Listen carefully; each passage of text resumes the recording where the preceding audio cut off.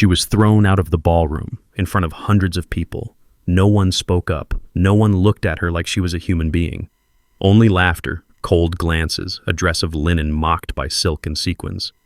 A voice that cut her like glass. Did she think this was a farmer's market? It was supposed to be a peaceful evening, a teacher giving what little she had to help children in need. But in 3 minutes, they treated her like trash, and they were wrong. Because the woman they just humiliated was the wife of the most powerful man in that room.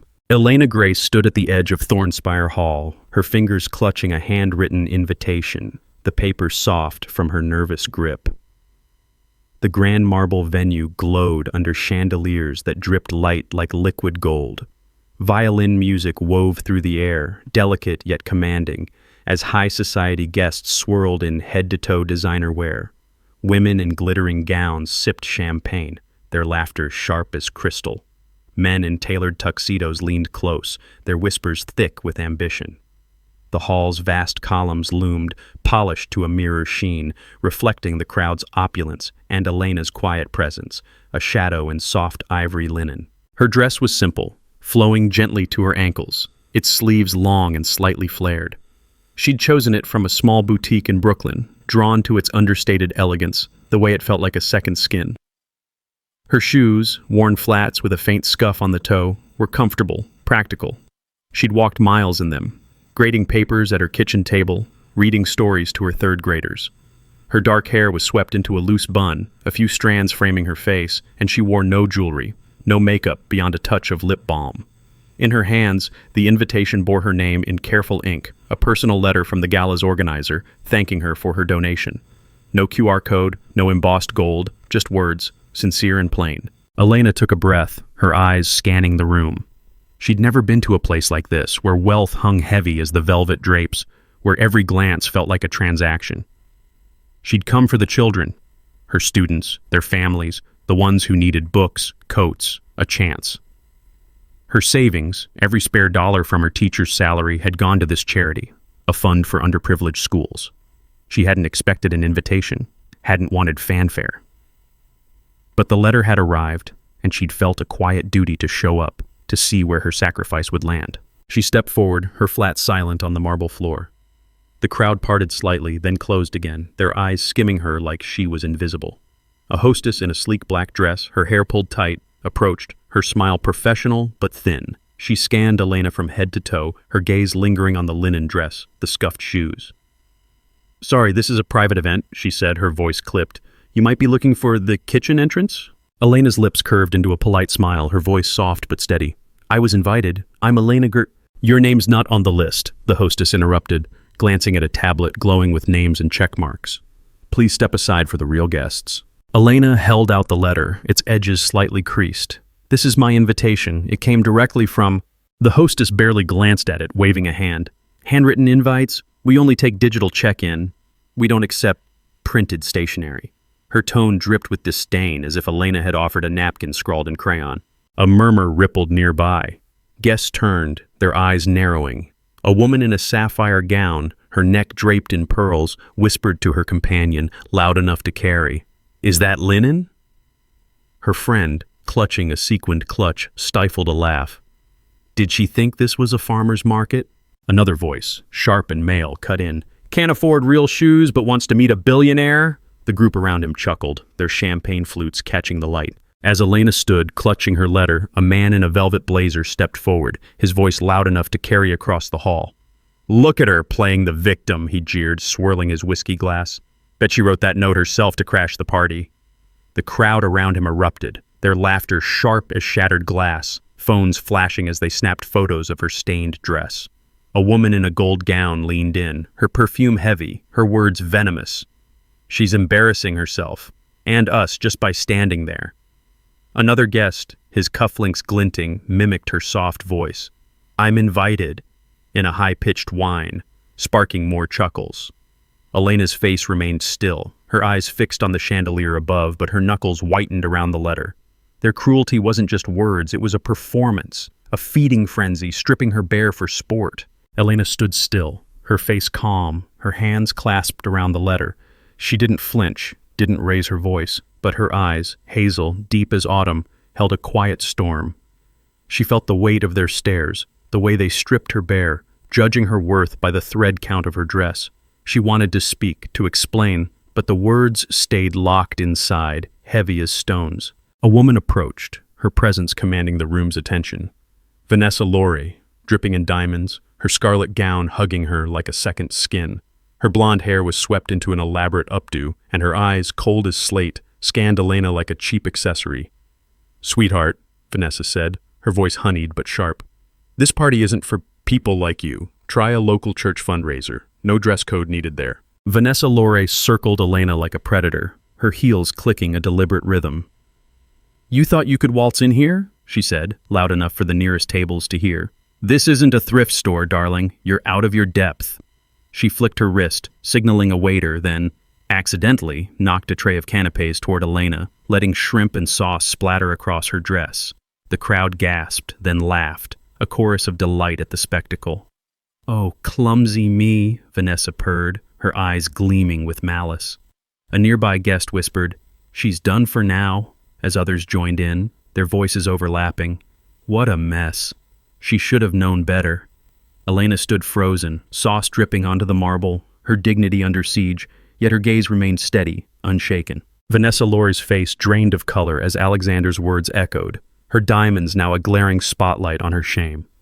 Guests turned away from her, their whispers sharp. "She's finished. Hawthorne will crush her."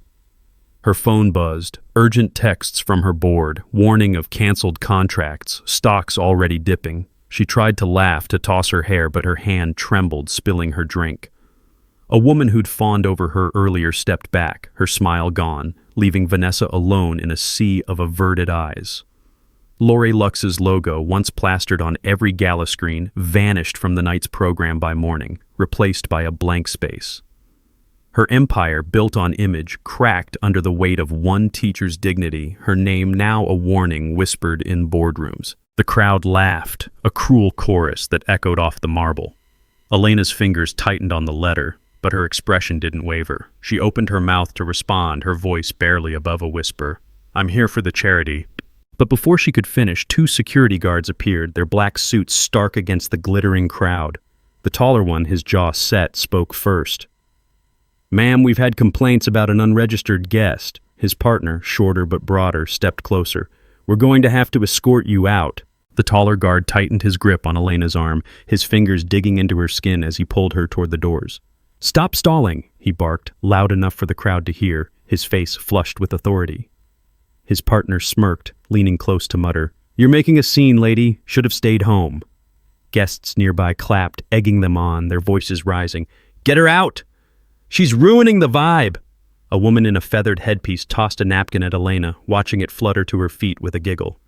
"Pick it up, sweetheart," she called, sparking more laughter. Elena's heel caught again, her arm aching, but she didn't cry out, didn't beg. Her silence only fueled their scorn, their cheers a wall of noise closing in. Elena's heart quickened, but her face remained serene. "There's been a mistake," she said, holding out the letter again. "If you just—" The taller guard grabbed her arm, his grip firm but not rough. "Let's go, ma'am." She tried to keep her balance, but her worn heel slid across the glossy marble, a faint squeak breaking the violin's hum. The crowd's laughter grew louder, their phones discreetly raised, capturing her stumble. Her eyes stung, not from pain, but from the weight of their cruelty, the way they saw her as less than human. Then, a glass tilted. A woman in emerald silk, her lips curled in a smirk, let her wine, accidentally, spill. The red liquid splashed across the hem of Elena's dress, soaking the ivory linen, pooling on the floor. "Oops," the woman said, her voice loud enough for all to hear. "Better leave before someone mistakes you for a broken prop."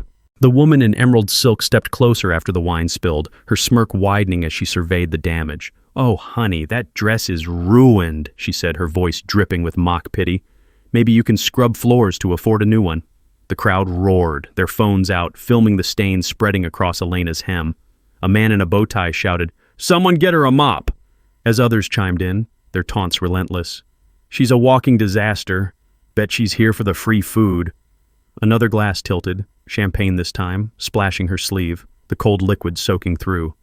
Elena's hand shook, the letter crumpling further, but her face held no anger, only a quiet resolve that made their cruelty seem small, desperate. The crowd roared, their laughter ablaze. Elena's hand trembled, the letter crumpling slightly in her grip.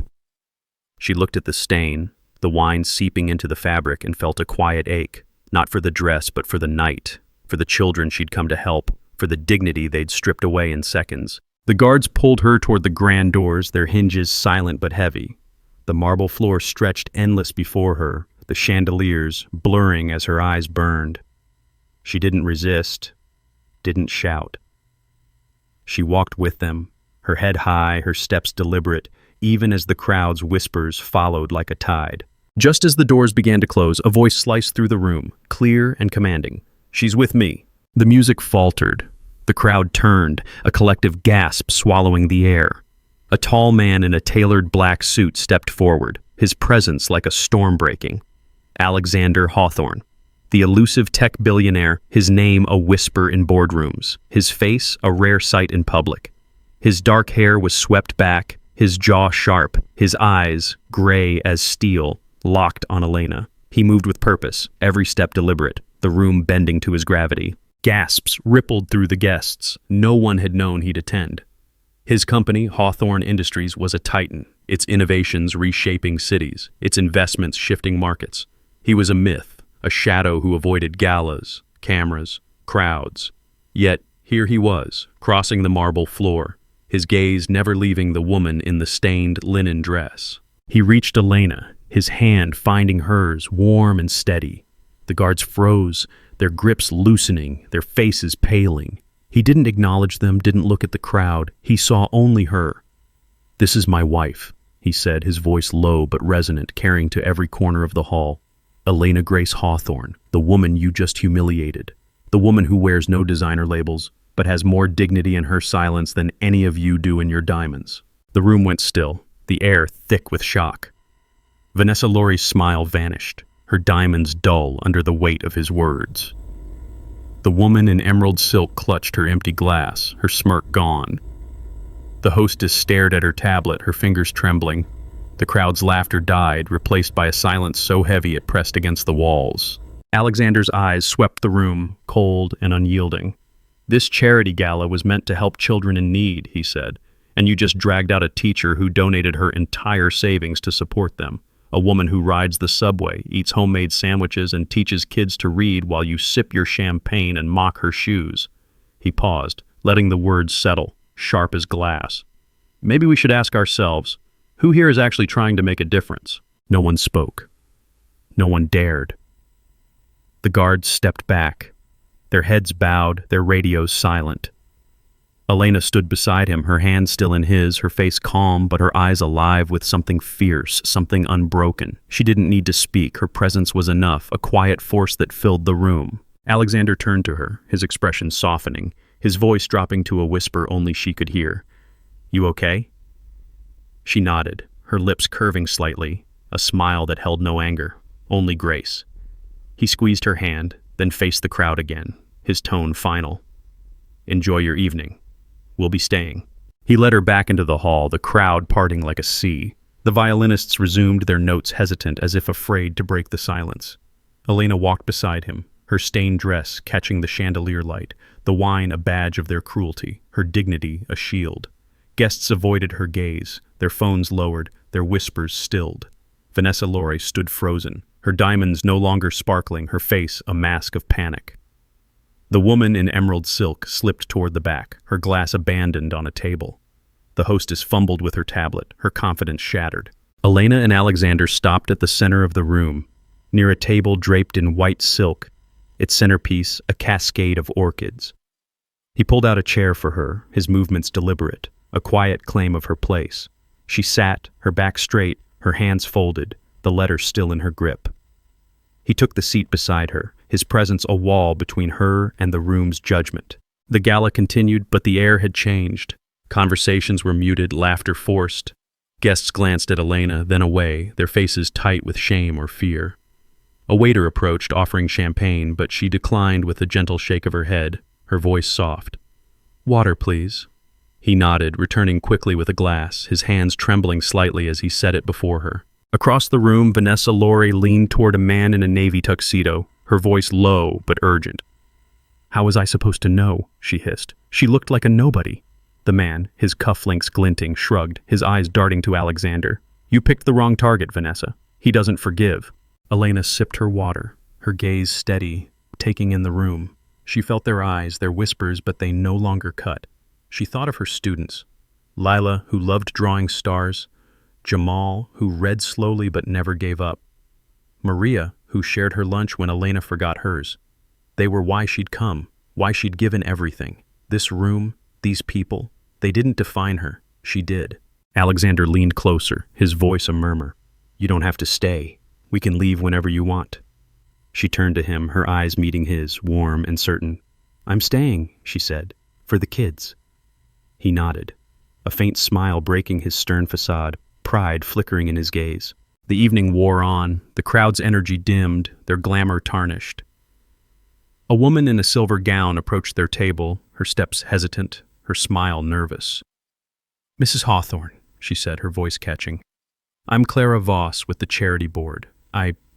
We didn't know about your donation. It's extraordinary. Can we acknowledge you tonight? Elena considered, her fingers brushing the letter, then shook her head. Acknowledge the children, she said. They're the ones who matter. Clara nodded, her eyes glistening, and backed away, whispering to a colleague. She's incredible.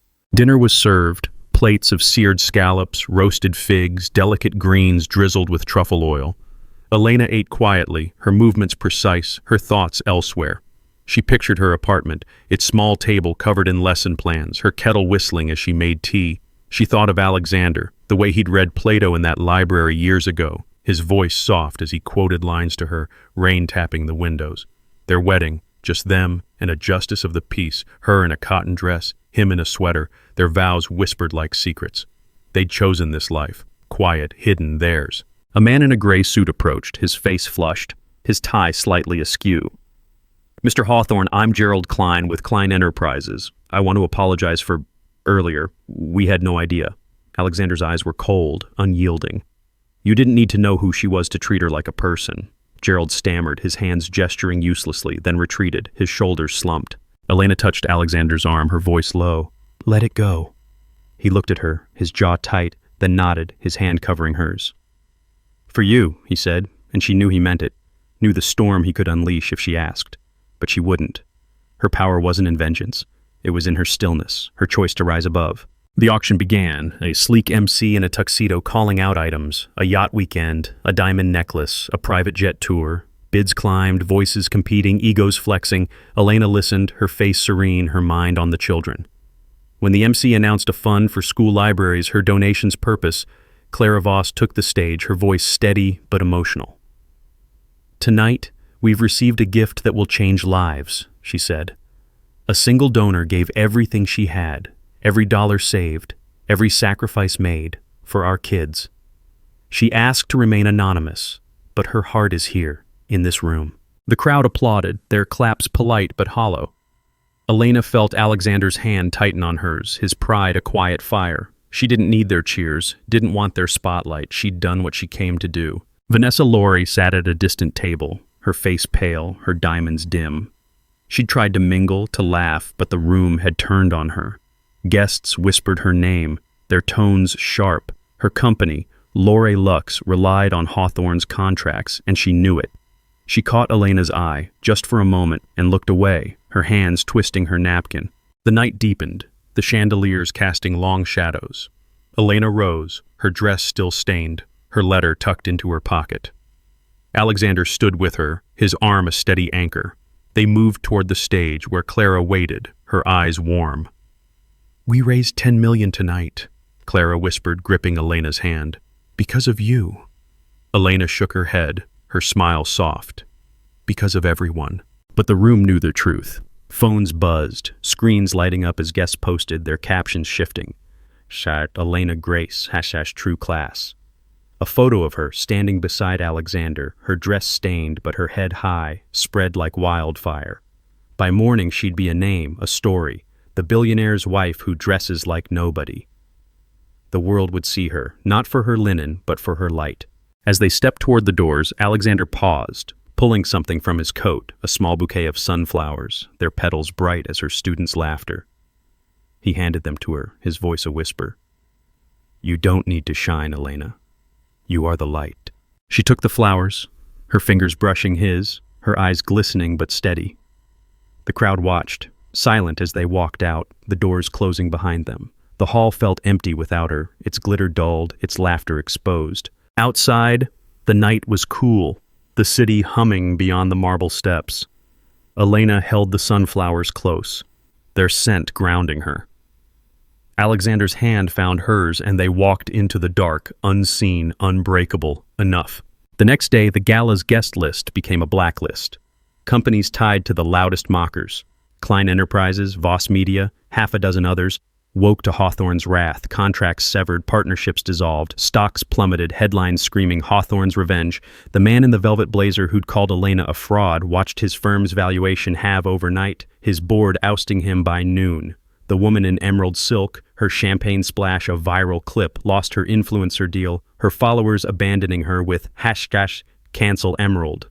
Guests who'd laughed now scrambled, their apologies flooding Elena's inbox, ignored. The room's cruelty, once a fleeting thrill, became their ruin, each name tied to a teacher's quiet stand, her grace, their undoing. If this story hit your heart like it hit ours, don't forget to like, comment your favorite twist, and subscribe. Because real class never shouts, it stands in silence and changes the room.